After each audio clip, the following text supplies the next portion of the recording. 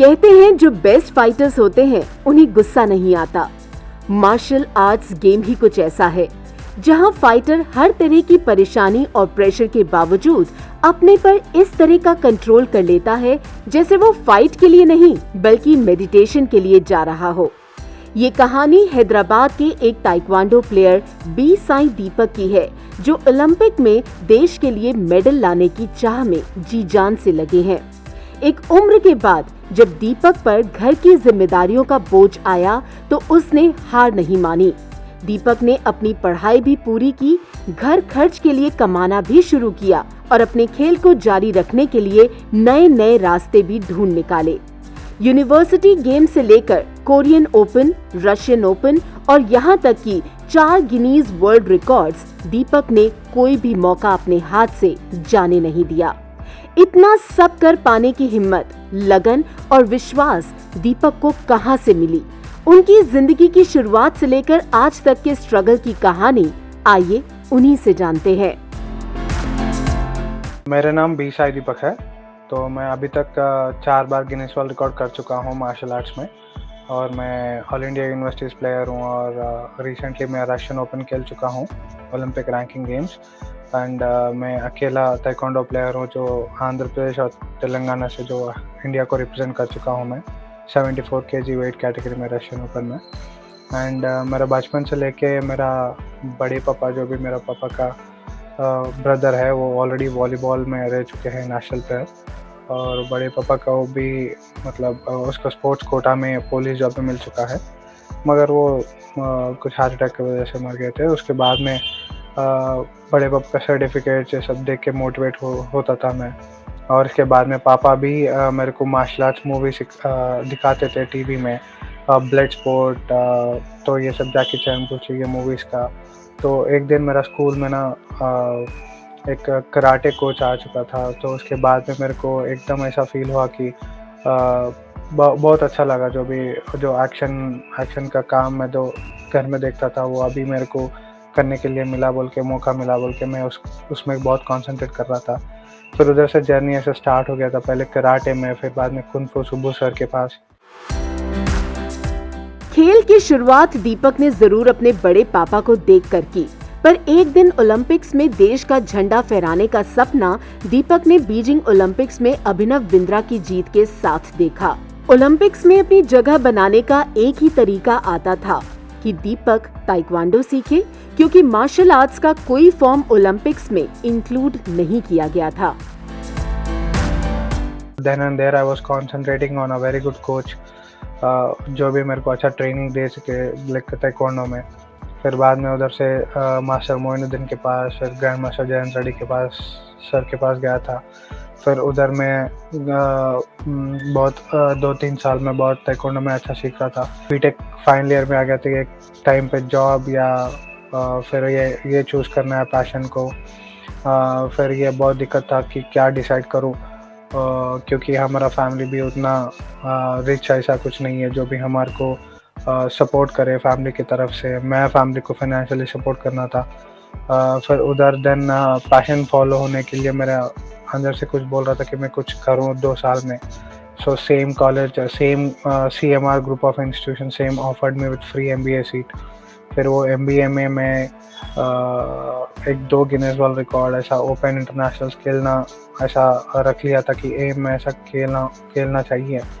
तो फिर बाद में देन वो 2 गिनीज वर्ल्ड रिकॉर्ड और 4 गिनीज वर्ल्ड रिकॉर्ड कर चुका हूँ। मतलब एक 6 से 7 तो मैं अटेम्प्ट किया, फिर बाद में ये 4 सक्सेसफुल था। फिर उसके बाद में Malaysia open, then British open. फिर बाद में I was the only taekwondo player from Hyderabad who went to Kukkiwon World Taekwondo headquarters and trained there, and I got my second dan black belt from World Taekwondo headquarters at South Korea. दीपक के नाम आज भी 2 ऐसे Guinness world record हैं जिनको अभी तक कोई नहीं तोड़ पाया है। 6 से 8 महीने की कड़ी मशक्कत के बाद दीपक ने अपने पैर के टखने पर 5 किलोग्राम वेट बांधकर 87 नी स्ट्राइक, जिसे हिंदी में घुटने से किक मारना कहते हैं, लगाकर वर्ल्ड रिकॉर्ड बना दिया। दीपक इतने पर रुके नहीं, वे 1 मिनट में 59 साइड यानी कि 59 साइड लंजेस करने वाले दुनिया के एकमात्र खिलाड़ी हैं। चाहे रिकॉर्ड्स हो या रैंकिंग गेम्स, दीपक हर जगह आगे बढ़ते रहे। पर मुश्किलों ने तब गिरा दिया जब दीपक को इंजरी की वजह से ACL सर्जरी हुई और उन्हें कंप्लीट रेस्ट और यहाँ तक कि रिहैब में जाना पड़ा। अप्रैल या मई में मैं पुणे गया था, तब से और सितंबर रशियन ओपन तक मैं पूरा पुणे में रह के उधर ट्रेनिंग करके फिर बाद में इंडिया को रिप्रेजेंट किया था रशिया ओपन में 74 kg कैटेगरी में। देन वो टोटल रशिया ओपन में I was the only south Indian who represented India in Olympic ranking games. I was amazed. मैं हैरान हो चुका हूँ कि इतना सपोर्ट नहीं है। अभी मेरा हैदराबाद सिटी में से भी एक ताइक्वांडो प्लेयर ऐसा नहीं है जो ओलंपिक रैंकिंग्स का टारगेट रखा है। मैं अभी एक कंपनी में एक सॉफ्टवेयर कंपनी, आज IT सेक्टर है सब हैदराबाद में, जो एक सॉफ्टवेयर कंपनी कुछ ना कुछ कंपनी अगर मेरे को job purpose on depending on my educational skills, मेरा एजुकेशनल के बैकग्राउंड से कोई एक जॉब कम ऐसा स्पॉन्सरशिप मेरे को दिए तो so it will be a very good platform for me to help my family financially and also as a sports career is concerned, even I can represent that particular company also.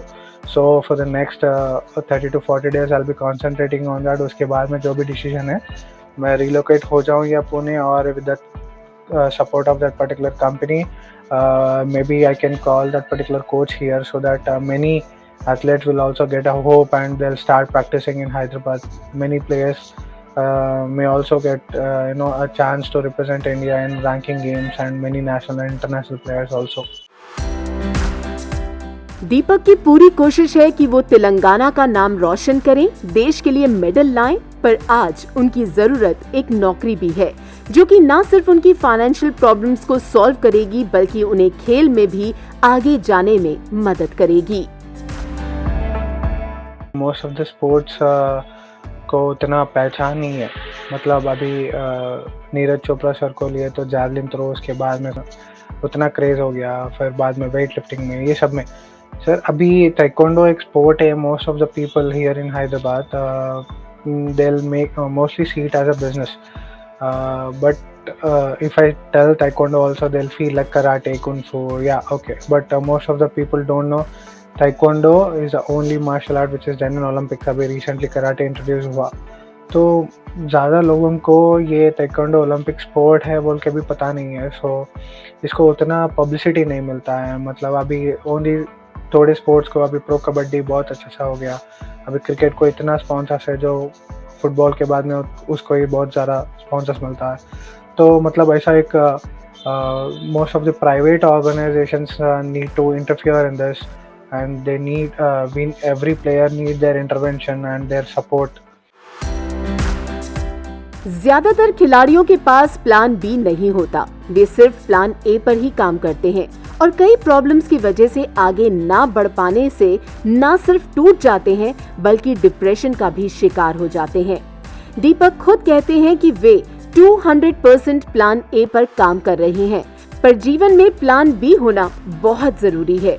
इस video के माध्यम से हम आपसे ये कहना चाहते हैं कि अपने पैशन को इतनी शिद्दत से पूरा करने की कोशिश करें कि सारी कायनात जरूर आपकी मदद करे, पर अगर किसी वजह से आप आगे ना बढ़ पाएं तो ये अपनी या जीवन की हार ना माने, क्योंकि जीवन निरंतर चलते रहने का नाम है, चाहे उसके लिए जितने भी प्लान क्यों ना बनाने पड़े।